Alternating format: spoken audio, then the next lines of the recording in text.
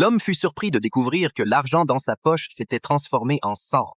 Il sembla comprendre quelque chose et se hâta de retourner chez lui. Il ramassa une grande quantité de billets tombés au sol et les jeta tous par la fenêtre. Comme il l'avait imaginé, l'argent se transforma progressivement en poussière. Pour confirmer sa théorie, il plaça une moitié du tableau à l'extérieur et l'autre à l'intérieur de la maison. En quelques secondes, la partie extérieure du tableau commença à se dégrader visiblement à l'œil nu. L'homme comprit alors immédiatement le secret de cette pièce. Tout ce qu'on souhaitait ici ne pouvait pas quitter la pièce. En d'autres termes, tout ce qu'il créait dans cet espace devait impérativement y rester, sinon cela disparaissait instantanément. À ce moment-là, Matt aperçut Kate portant le bébé et s'apprêtant à sortir de la maison. Curieux de savoir ce qui allait se passer, il se dirigea vers la porte pour observer. À peine Kate eut-elle posé un pied dans le jardin que quelque chose d'effrayant se produisit. En un clin d'œil, le bébé dans ses bras grandit soudainement, devenant un enfant de 3 ou 4 ans. En entendant les cris de sa femme, Matt ouvrit immédiatement la porte et se précipita vers eux, prenant l'enfant dans ses bras et retournant rapidement dans la pièce. Mais ce qu'il ne s'attendait pas à voir, c'est qu'en seulement quelques secondes, Shane avait déjà grandi en un garçon de 8 ou 9 ans. Matt expliqua à Kate que bien que la chambre des vœux puisse créer n'importe quoi,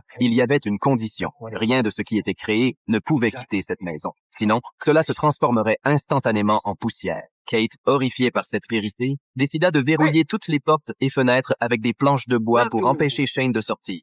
Cependant, ce jour-là, alors qu'ils discutaient du secret de la chambre des vœux, ils ne remarquèrent pas que Shane se tenait dehors, à l'écoute. Le lendemain matin, c'est un cristal posé sur le sol qui attira l'attention de Matt. Il se précipita vers sa femme pour lui poser des questions. Mais soudain, les lumières de la maison recommencèrent à clignoter. Les deux se précipitèrent vers la chambre des vœux et lorsqu'ils ouvrirent la porte, ils découvrirent que Shane se trouvait dans une forêt et qu'il avait même construit un bonhomme de neige.